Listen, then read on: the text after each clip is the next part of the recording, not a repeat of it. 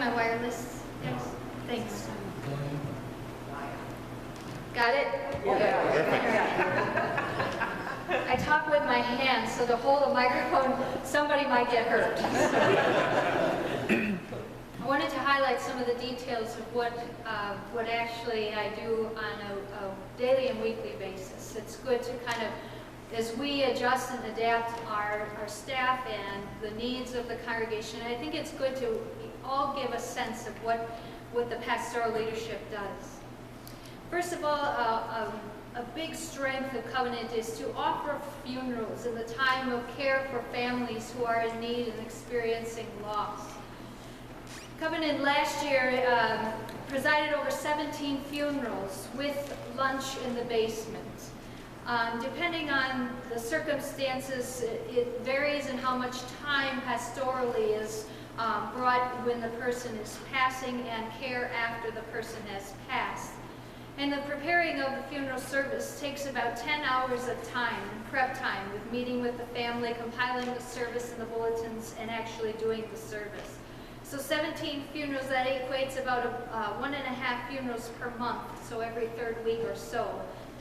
I also visit about 16 visits of homebound and shut-in members of the congregation through nursing homes, homebound, and those seeking support and care. So I also do a monthly worship service at Nazareth Home. Covenant is the only Protestant presence at Nazareth. And I also get called upon to do communion when there is a resident who is Protestant who needs care in between time.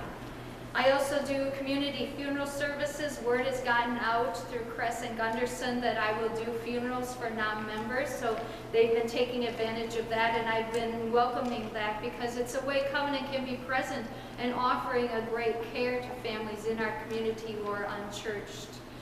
I also attend a lot of meetings, team meetings every month, worship and music, executive and council, care team, and foundation. I attend clergy meetings through the ELCA once a month and the UCC.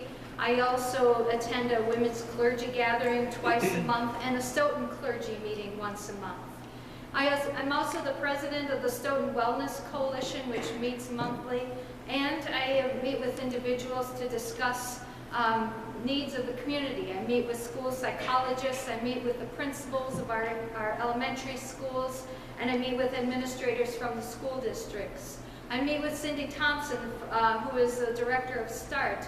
I also have conversations on a regular basis with Mayor Swadley. He sees me coming and he tries to scoot away, but I try to say, Mayor Swadley, what is it that Covenant can do to meet the needs of the city of Stoughton?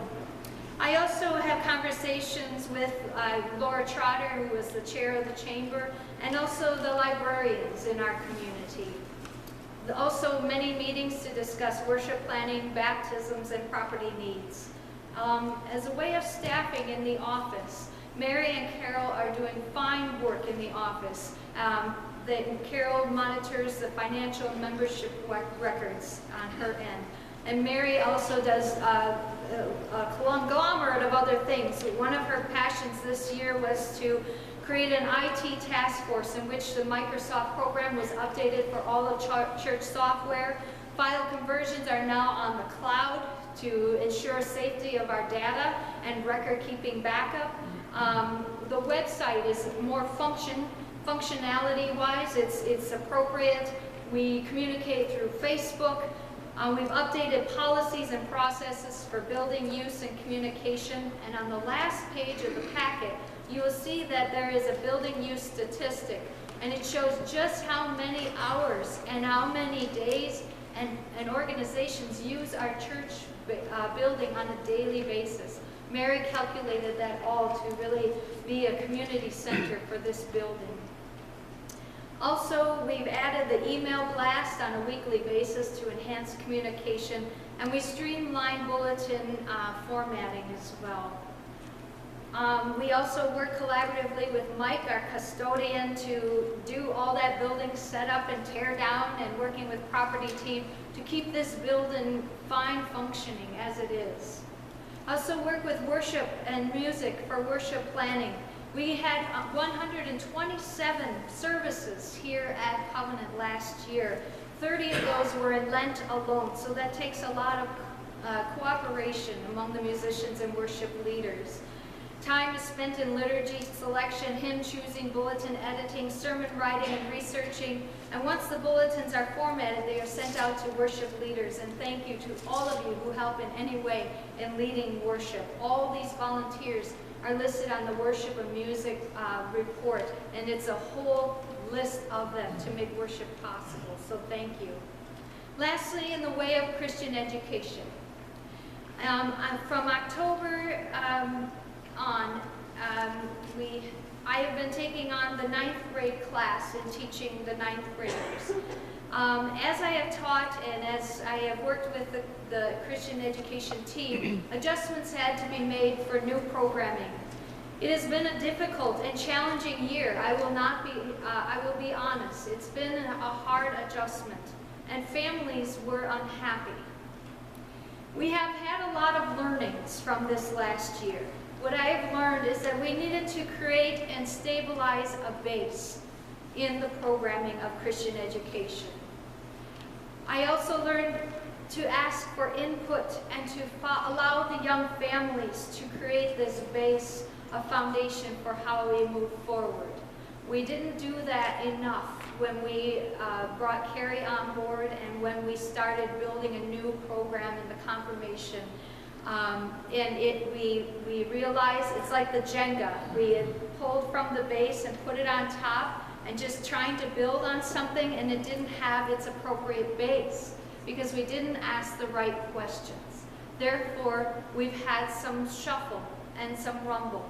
But we are learning, we are growing. We realize now what we need to do to build that base. And our youth were here. Did you see them in worship today? We had great conversation and confirmation on Wednesday night.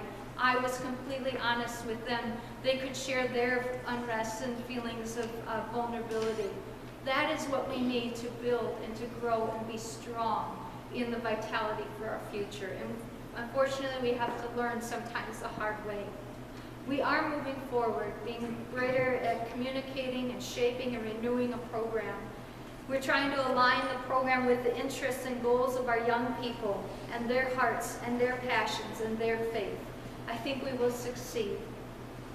Basically, my goals for the next year are to collaborate and to involve, because that is the only way we're going to move forward. We have a great list of ideas and dreams, but it takes each and every one of us to contribute to putting your own brick in the foundation to building this success upon Covenant for 2020. So thank you very, very much.